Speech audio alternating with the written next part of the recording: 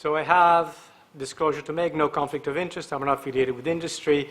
And I'm a clinician teacher, not a researcher, so no research was harmed in the making of this presentation. I have 10 minutes to talk about mental health. Damn! So since I have that much time, I'm going to go back to the 17th century, when this guy decided that mathematics was not good enough until he developed this charting system, the X and Y system, which kind of caught on in science. He also was a philosopher and developed the Principia Philosophica, in which he said, cogito ergo sum, I think, therefore I am, which laid the roots for the school of rationalism, along with Spinoza and Leibniz and others, in which dualism states that mind is different from brain. This is René Descartes, for those of you who know, and Descartes, when it comes to dualism, screwed up. So here I am in Toronto saying that one of the most famous philosophers screwed up. So how does a brain injury happen? In 3 minutes, very quickly. This is the balloon in the title. Look at what happens inside the balloon. Those are called concussive waves. So since the balloon is covered by latex, and latex is actually elastic, it deforms, it doesn't break, and the waves are fine moving back and forth. Now look at what happens inside the balloon in about 3, 4, 2, my timing sucks. Look at the center of the balloon, how the waves go forward and sink in. Now this couldn't happen in real life, could it? Try to twist your nose and see how much force you need. Everybody, I love the reaction to this slide. Everybody goes, ooh. So how is this still a thing where the purpose of the sport is to give somebody a brain injury? So let's go to physics now. If you think of a parabolic antenna or a satellite dish, it's a concave surface that projects to the center, amplifies to the center of the surface the energy. So if we use the card, okay, so fine, he didn't screw up in everything. So if we use a parabolic reflector and the sound waves are the energy, see how they collimate, how they concentrate in the center. Why is this important? Think of the brain, the skull, as an upside-down parabolic antenna, where a hit following these equations would, I don't understand. However, it makes me look smart. So the first wave hits and starts going like a tsunami downstream and amplifies. Why is this important? Because this is where the nuclei, the cells that produce neurotransmitters, live. And these are the cells that send the rest to the rest of the brain. All of the chemicals that modulate mood, anxiety, affect, attention, concentration, sleep, appetite, etc. So let me show you now very briefly about the sparks. Here's a higher magnification of the same thing. The signal comes down the nerve, it releases, goes across, reaches critical mass, now sucks back up into the yellow vacuum system. Now the body will recycle some of it, but the rest of it is destroyed and thrown away. And how much is destroyed and thrown away is dependent upon your family characteristics. So if you don't have enough of the chemical to fill up those receptors, then you will have the signs and symptoms of depression and anxiety. Some people have problems with too much rather than too little. This is what we think happens with people with schizophrenia, and this is the dopamine system. They're being so overstimulated with dopamine, they become very agitated, they hallucinate, they can't sleep, they hear voices.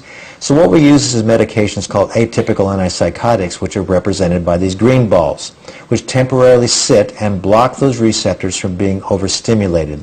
Helps to calm them down, the voices go away, they can sleep much better if they'll take their medication. Now this is what happens with depression. Chemical is released, it did not reach critical mass, so it sucks back up into the yellow vacuum system, and a double dose is now released. Now there's enough to fill up those receptors, and boom, the signal is sent, and now it's sucked back up into the vacuum system again, waiting for the next signal. Now antidepressants are not addicting. All they are these white balls that simply plug up that vacuum system. So now the body can't bring it back in and throw it away. So it helps your body conserve what you've already made. So now the concentration in that gap increases. It's like having instant hot water. All right, so depression and anxiety have common symptoms. For example, thinking symptoms, decreased memory, attention, concentration, body sensation, headaches, fatigue, insomnia, feelings, sadness, irritability, anxiety, suicidal thoughts. And in concussion, we have almost the same, but we include some neurological symptoms like dizziness, ear ringing, phono and photophobia, light sensitivity, sound sensitivity, but the same symptoms can occur, which makes it very difficult to diagnose, differentiate those two. Most patients with mild TBI recover completely, average 3 to 9 months, and headaches, fatigue, and dizziness are the most common symptoms. However, about 10% of these patients continue to have persistent symptoms, and some of the items that research has shown are common in these individuals are mood and anxiety problems, pre-concussion personality traits, especially perfectionism, a drive for being perfectionistic. Pain, also a contributor, insomnia, issues with compensation, work, litigation, and stress, and perceived or actual loss of role or roles. So what happens after a mild brain injury? Say you have the injury and you develop headaches, dizziness, and fatigue, and the blue arrows represent time. After some time, if the symptoms persist, you start developing fear and anxiety. Am I going to get better? What's going to happen? And that increases the anxiety, increases the heightened perception of the symptoms, the physical symptoms, which then, if they get catastrophized, if they get interpreted as this is terrible, I'm never going to go back to work, I'm going to lose my family, my job, etc., produces depression, which in turn exacerbates the symptoms. So what is sadness versus illness? Is it a normal reaction or disease? What do we get sad about? Helplessness, guilt, shame, loneliness, pain, hopelessness, isolation, and certain hockey teams' lack of championship week. And it says, I cry at night. For those people not in town, these are the Maple Leafs. Do not have to memorize that one. Mood disorder, the difference between those symptoms and a mood disorder is that a mood disorder causes significant distress or impaired functioning, and the symptoms have to be there for at least 2 consecutive weeks.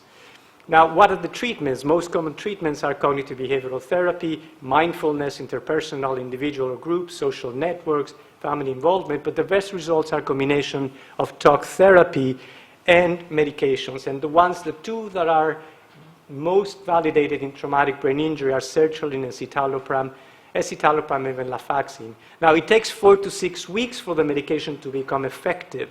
Among the most widely used medications, I'm more afraid of aspirin than an antidepressant, and proven safety record. Now, exercise, highly underutilized, understudied, yet highly effective, but somebody with fatigue, with a lot of pain, issues with motivation, very difficult to activate and get them started. The rule of 5 by 30, 5 times a week, 30 minutes. What makes us anxious? Death, illness, money, relationships, work, exams, certain hockey teams' lack of championship wins. So the same applies to anxiety disorders. You have to have dysfunction and have a certain amount of time. Now, what are the risk factors for anxiety disorders? So cognitive symptoms, for example, something's going to go wrong. Muscle tension, feeling it up, restlessness, sleep disturbance. Behavioral symptoms, avoiding anxiety-provoking situations, restricting involvement, excessive reassurance, or over-preparing, like for this presentation. So treatment, psychotherapy is the number 1 treatment, cognitive behavioral, exercise, education about anxiety, medications, antidepressants work well. Somatic symptom disorder, this is an illness that relates to anxiety and focuses on physical symptoms. These are patients who develop exquisite anxiety to any physical symptom that gets catastrophized quickly, and the symptoms might or might not be associated with a physical illness or an illness that's detectable, like a concussion. So I'm conscious of the time, and I'm going to jump through this.